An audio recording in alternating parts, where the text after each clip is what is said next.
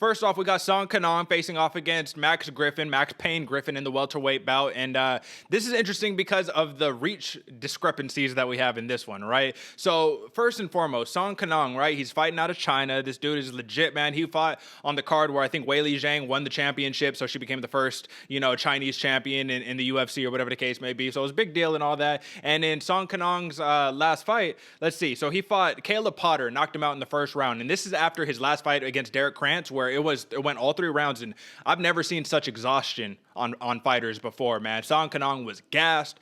Krantz was absolutely gassed. It was like 10 seconds left, and they're like, "What's up? Let's throw." And dudes was just like, "Oh, God," you know what I'm saying? Just throw it, just nothing. They had nothing left, right? Now, contrast that with Max Griffin, man, and this dude's a pace guy, man. He's all about the pace, all about the movement, all about that stuff. So, along with the reach discrepancy, so Song Kanang is sitting at 71.5 inches, while Max Griffin is at 76 inches. It's just going to be interesting in terms of the striking contest that this is going to be, because as we know, Song Kanang, he attempts 0 takedowns per fight. You know what I mean? He's a striker. So, what makes this bout interesting in your eyes, AJ? Give me some thoughts.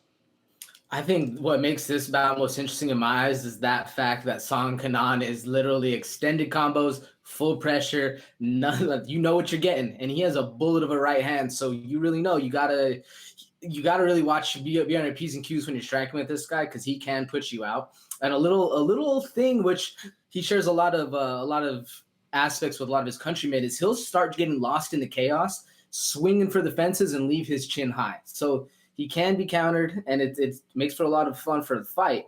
But Maxine Griffin, I don't know if he necessarily sits down his punches enough. Because to me, what I wrote down is he's very akin to Max Holloway. Just a ton of pressure, punches and bunches, just landing a bunch. But he has really, really good takedown defense, even though he's not really going to need it in this fight.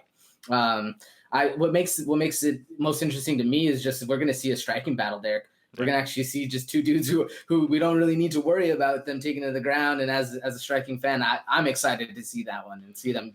What most people see is standing and banging is not as interesting, where it's just 2 dudes just trading fists. This one's going to be fun because it's actually 2 practitioners going at it on their feet, kickboxing, mixing it up, not necessarily just exhaustion, hopefully. No, totally. I'm with you. And one thing that I like about Song Kanang is he's not just a boxer, dude. This dude's kicks are beautiful, man. So here's what's interesting is that he's not just, all right, here's the basic calf kick, here's the basic head kick. So he has these oblique kicks, question mark kicks. He has the calf kick. He has the spinning back kick, like everything. And he will utilize all of those techniques throughout the fight. Now, what's really interesting, though, is how he kind of mixes things up, right? So Max Griffin, one thing I noted about him is that he moves to his left and his right equally as well. Some people, they don't. Some people truly, they have like one way they prefer to kind of move across. And if you're fighting Song Kanang, you want to stay away from the right hand, right? So what are you going to do? You're going to circle away to your right so you're not running into the power. Now, that's the setup, though, for Song Kanang. And he's smart, dude. He's going to have to close the distance. That'll be really interesting. I think it'll be really tough for him, but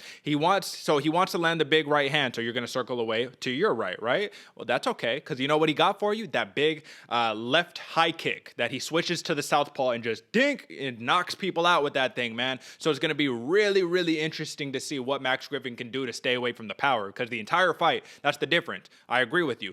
We got the Max Holloway-esque, just pop, pop, pop, I'm hitting you all day long, da-da-da-da-da, versus the Song Kanang who's like, if I touch you, bro, you're going to sleep. So I agree with you. This should be a very, very interesting striking contest, and the thing that gives the edge that I give in this bout is for Max Griffin because of the takedowns. He averages about a takedown and a half, and Song Kanang, he has 2 major weaknesses. One is, gas tank, right? I already talked about third round to be interesting, and the other one, though, is Max Griffin, he likes to feint with his hands to set up these inside calf kicks. Now, the difference here, AJ, and I don't know if you saw this in film study, is that it's the inside of the calf instead of the outside of the calf. Most people, they just swing it to the outside. This one is the inside. So I just think that we saw against, oh man, I'm blanking on the name. Alex Morono. We saw against Alex Morono and Song Kanang that that calf kick is a real deal weakness. So it'll be interesting, man. But give me a pick, man. You know, this is a real deal striking contest. Who do you think comes out on top? Yeah, this is a real deal striking contest, and I think that inside calf kick works so much because Kenan, he's so heavy when he's going forward and striking. So it's just literally there, already planted. So, but personally, so I think if this fight goes the distance, if it goes longer, it's going to benefit Griffin more. But personally, I think Song's going to come out fast and furious and get that early first round KO finish. I'm really excited. I think that's his only shot really, is an early finish, because Griffin definitely paces him and out techniques him on all the aspects on paper and as well as in his previous fights. So I think, get an early round finish is best for him. What do you think? Well, I'm gonna have to go opposite of you, man. I'm going Max Griffin by decision, and the reason why is because Max Griffin's only been knocked out once in his career. Dude has he's 16-8 in MMA. He's only been knocked out once.